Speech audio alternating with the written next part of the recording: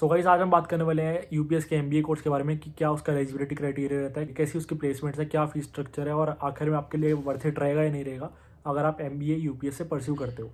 तो सबसे पहले अगर मैं रैंकिंग की बात करूँ तो जो रैंकिंग यूपीएस की रैंकिंग है, ओवरऑल रैंकिंग है, वो 52 नंबर पे आता है यूपीएस। और अगर हम स्पेसिफिकली मैनेजमेंट कैटेगरी बात करें तो यूपीएस 39 रैंक पे आता है। उसके बाद अगर मैं बात करूँ कि यूपीएस क्या क्या स्पेशलाइजेशन ऑफर करता है एमबीए में, तो जो स्पेशलाइजेशन है वो है MBA strategy and consulting, MBA marketing management, finance management, operation management, human resource management, digital business, business analytics, oil and gas management, power management, international business, logistics and supply chain management, aviation management, metaverse and web 3.0 और MBA global. ये सारी आपको specialisation मिल जाती हैं अगर आप MBA UPS से pursue करना चाहते हो तो। और उसके बाद अगर मैं बात करूँ प्लेसमेंट्स कैसी हैं, प्लेसमेंट जो लास्ट ईयर अगर मैं बात करूँ तो लास्ट ईयर हाईएस्ट जो पैकेज गया था वो 30 LPA का, और अगर मैं एवरेज पैकेज की बात करूँ तो वो था 7.7 LPA का। तो जो हाईएस्ट था 30 LPA वो काफ़ी मतलब अच्छा था, ठीक था पैकेज। 30 LPA का एक अच्छा पैकेज मिला है। और अगर एवरेज की बात करें 7.7 LPA तो वो मतलब काफ़ी बेसिक एवरेज कह सकते हो आप।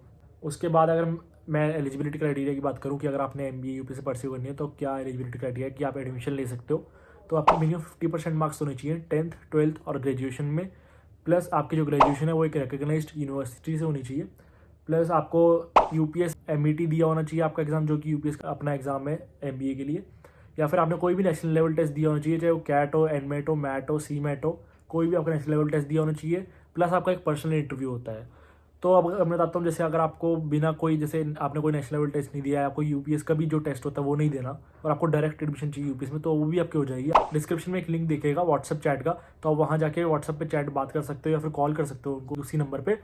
वो आपको प्रॉपर गाइड करते हैं कि डायरेक्ट एडमिशन कैसे ले सकते हो आप विदाउट गिविंग एन एग्जाम, या फिर आप डायरेक्ट फॉर्म फिल कर सकते हो, आपको डिस्क्रिप्शन में उसका भी लिंक मिल जाएगा। या फिर अगर आपको डायरेक्ट नहीं करना, किसी गाइडेंस चाहिए, तो उसके लिए भी आपको लिंक मिल जाएगा। आप वो फॉर्म फिल करोगे तो टीम आपसे खुद कनेक्ट करेगी और आपको गाइड करेगी कि कैसे आप एडमिशन ले सकते हो डायरेक्ट। तो उसके बाद अगर मैं बात करूँ फीस स्ट्रक्चर की, 17 to 18 lakhs अप्रॉक्स में आपके प्रॉपर 2 साल की फीस इंक्लूड है, इतनी लगेगा अप्रॉक्सीमेटली।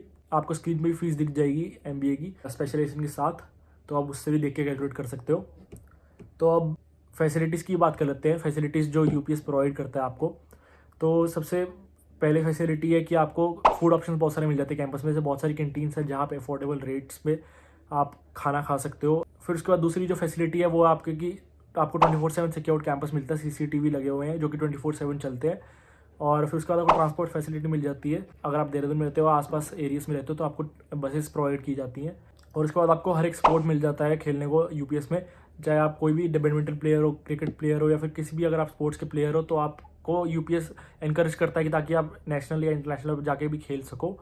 और उसके बाद आपको 24/7 मेडिकल फैसिलिटी मिलती है, डॉक्टर्स अवेलेबल होते हैं 24/7 कि अगर किसी को भी कुछ होता है तो डॉक्टर्स वहाँ पे होते हैं। तो ये सब फैसिलिटीज़ आपको यूपीएस प्रोवाइड करती है, और भी बहुत फैसिलिटीज़ है यूपीएस प्रोवाइड करती है।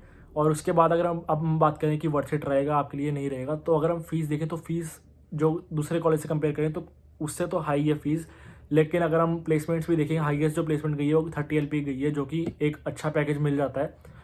और फिर उसके बाद अगर हम बात करें कि हम फैसिलिटीज़ भी देखें, फीस भी देखें और प्लेसमेंट भी देखें जो आपको यूपीएस प्रोवाइड कर रहा है, तो उसके अकॉर्डिंग अगर आप यूपीएस में एडमिशन लेते हो और एमबीए परस्यू करते हो तो आपके लिए एक तरह से वर्थ इट रहेगा। जहाँ तक मेरा ओपिनियन है तो वो वर्थ इट रहेगा और आपको यूपीएस में आना चाहिए। आपको अच्छी अच्छी फैसिलिटीज़ मिलती हैं, आपकी जो प्लेसमेंट है वो भी अच्छी है। अगर आप अच्छा स्कोर मेंटेन करते हो अपना एकेडमिक्स में तो आपका एक अच्छा प्लेसमेंट मिलने के चांस बढ़ जाते हैं।